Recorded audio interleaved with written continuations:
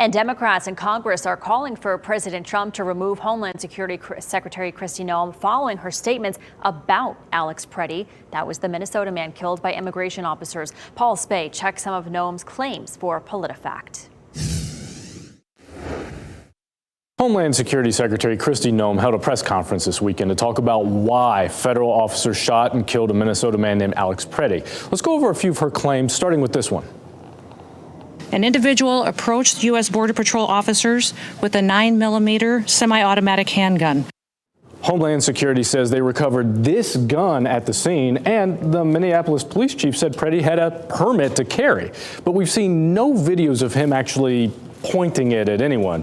When immigration officers engage him, you can see him holding a cell phone in his hand. Noem also said this. This individual went and impeded their law enforcement operations, attacked those officers.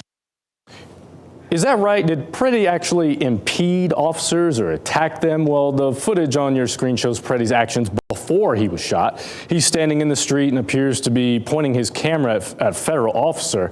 He appears to then be embracing one protester when an officer pushes another protester to the ground. Pretti then gets between them and the officer pepper sprays him. Noem said Pretti's actions show that he's a domestic terrorist. Take a look. When you perpetuate violence against a government because of ideological reasons and for reasons to resist and perpetuate violence, that is the definition of domestic terrorism.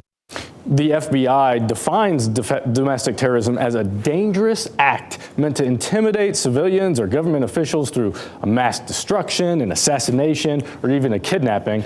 Legal analysts we spoke to saw no evidence that Pretti intended to use violence against those federal officials. For a full breakdown of these fact checks, go to the PolitiFact section of WRAL.com.